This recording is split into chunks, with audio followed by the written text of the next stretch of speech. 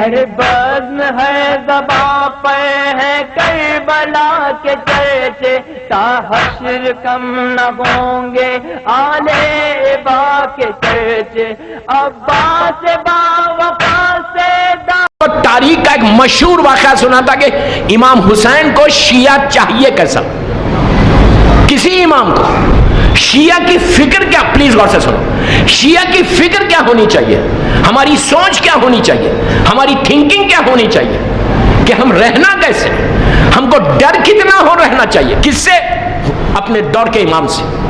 Please غور سے سنیں، تاریخ کا مشہور ترین واقعہ، ہزاروں مرتبہ آپ نے سنا، لیکن آج میرے منہ سے سنے، کمپلیٹ میسج ہے اس میں، ہو سکتا پورا نہ سنا، اس کو بھی میں اختصار سے پڑھا، کبھی پڑھتا ہوں تو 1 گھنٹہ صرف اس واقعے میں لیتا ہوں، اتنے اس میں پیغامات ہیں کہ امام کو شیعہ ہونا اور شیعہ کو فکر کیا ہونا کہ اس کے دور کا امام اس سے راضی ہو رہا، اس دور کا حسین اس سے راضی ہے یا نہیں۔ آج سب سے بڑا ہمارا پرابلم کیا ہے، ہم کو یہ فکر نہیں کہ میرا امام مجھ سے راضی ہے یا نہیں، یہ یقین ہے کہ شفاعت ہوگی، یہ یقین بہت اچھا ہے، لیکن شفاعت کے ساتھ تھوڑا خوف بھی ہو، تھوڑا ڈر بھی ہو۔ اب تاریخ کا واقعہ سن، علی ابن یقین ایک عظیم امام کا چاہنے والا، علی ابن یقین 7ویں امام کا دور، غور سے سننا، موسیٰ بن جعفر کا دور۔ علی ابن یقین ہم جیسے شیعہ نہیں تھا، علی ابن یقین پوری بنی عباس کی ڈائنسٹی، اور جس پیریڈ میں علی ابن یقین زندگی گزار رہا تھا وہ بنی عباس کا گولڈن ایرا پیریڈ ہے، یعنی سنہرا دور تھا بنی عباس کا، پورا مڈل ایسٹ میں بنی عباس کی حکومت تھی۔ غور سے سننا، اتنی بڑی حکومت، ہارون رشید جیسے ظالم کا زمانہ، ہارون کا زمانہ، گولڈن ایرا آف بنی عباس ڈائنسٹی، اتنی بڑی ڈائنسٹی کا پرائم منسٹر، کیا پوزیشن ہوگا اس کا، کتنا بڑا سٹیٹس ہوگا، یہ لیول پہ ہارون کے بعد 2nd نمبر پہ پوری مملکت کا آدمی مالک تھا وہ۔ سوچو کتنا بڑا پوزیشن ہے، اتنا بڑا سٹیٹس اس کا۔ ہارون کے بعد پوری بنی عباس کی حکومت کا مالک کون تھا؟ علی والا تھا۔ کیوں تھا علی والا؟ جاہل نہیں تھا، اس لیے تھا۔ امام علی کا جملہ ہے نا، اتنے علم کو حاصل کرو کہ بڑی بڑی حکومت تمہاری محتاج ہو جائے۔ میں یوتھ کو بول رہا، جہالتوں سے نکلو گے تو آج انڈیا میں سروائیو کرو گے۔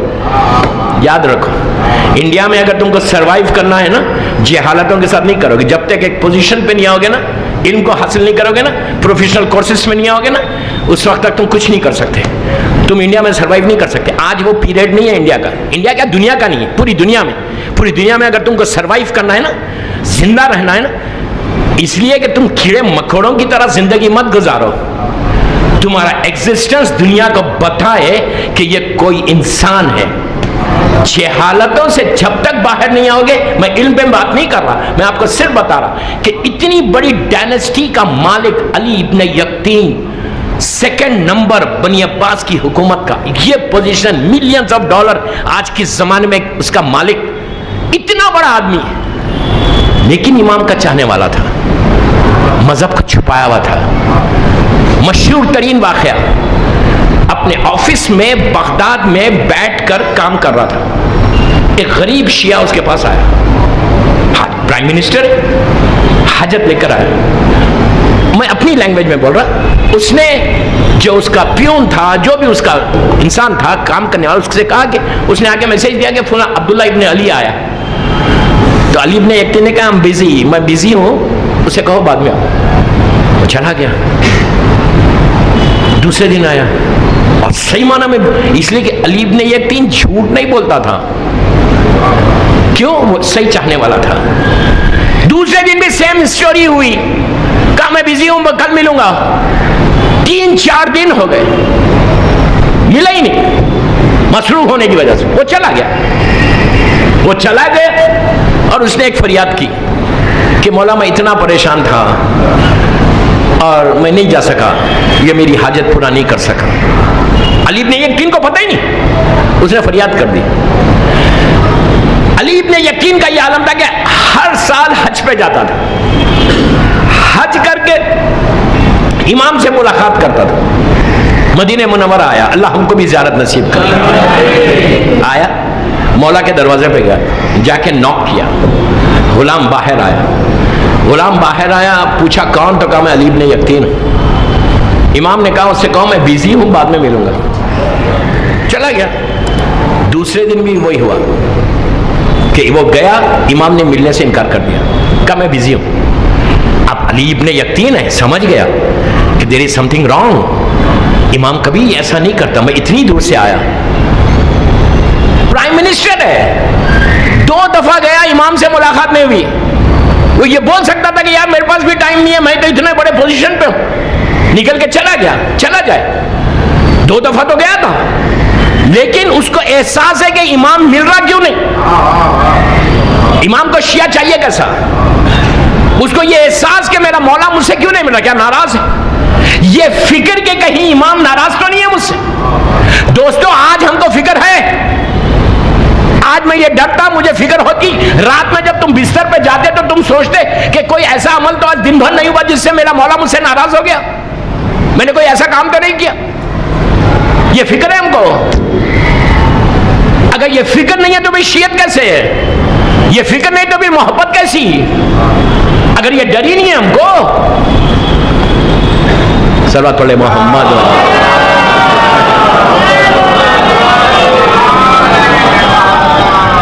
ایک اور پڑھ لیں بابا سے بولے.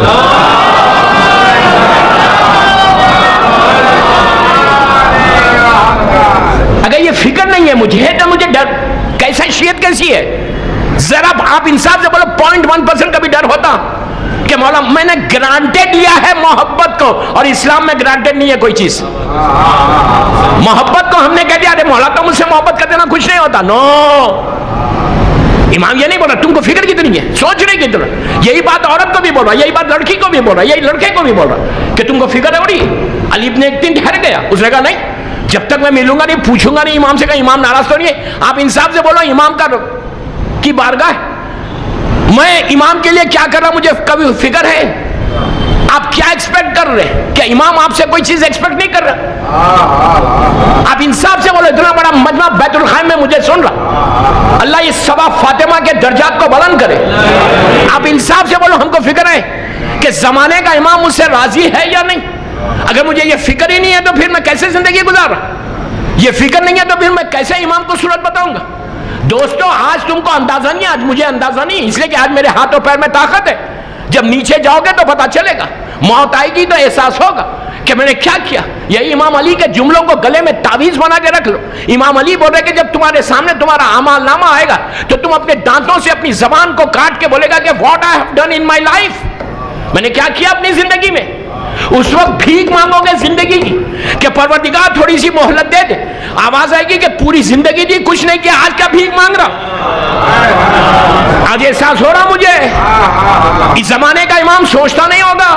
زمانے کا امام کو یہ فکر نہیں کرتے کہ میرے شیعہ ہیں لیکن میرے لیے کیا کر رہے. What I'm doing for امام. امام راضی ہے یا ناراض ہے مجھے فکر ہے. میں کبھی سوچ رہا یہ بات کہ میرے اعمال سے امام راضی ہو رہا. میں کوئی امام کے لیے 24 گھنٹے میں کوئی کام کر رہا. ارے امام کی سلامتی کی نماز نہیں پڑھتے، صدقہ نہیں دیتے، پھر کیا رشتہ ہے یار امام سے؟ کتنے، میں ایک جنرل بات کر رہا، برا نہیں ماننا، ہم کتنے دفعہ امام کی سلامتی کی نماز روز پڑھ کے ہاتھ اٹھا کے بولتے کہ اللہ میرے مولا کو سلامت رکھے. کتنی دفعہ دعا کرتے کہ پروردگار اس امام کو اچھا رکھ، ان کے صدقے میں ہم کو اچھا رکھ. جبکہ یہ امام تم کو روٹی دے رہا، یہ امام تم کے صدقے میں تمہاری سانس چل رہی، اس امام کے صدقے میں تم زندہ ہو، اس امام کے نام پہ تمہارا نام باقی ہے.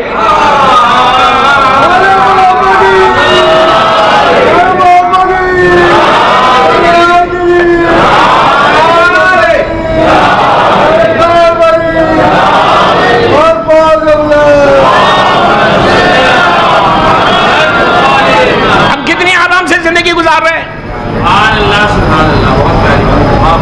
ہم کبھی سوچ رہے یہ بات کہ امام ہم سے راضی ہے؟ میں انصاف سے بولو، کبھی 24 گھنٹے میں ایک وقت خیال آیا کہ آج راضی ہے امام؟ آپ کیا سمجھ رہے؟ سلمان و بوذر و میثم 24 گھنٹے ان کو یہ فکر رہتی تھی کہ اس دور کا امام زمانہ ان سے راضی ہے یا نہیں، جبکہ ان کو ضرورت نہیں، وہ تو مولا علی کے ایسے تھے کہ ان کو دیکھ کے پتہ چلتا تھا علی والا ہے۔ ہماری زندگی میں ان کی زندگی میں زمین آسمان کا فرق۔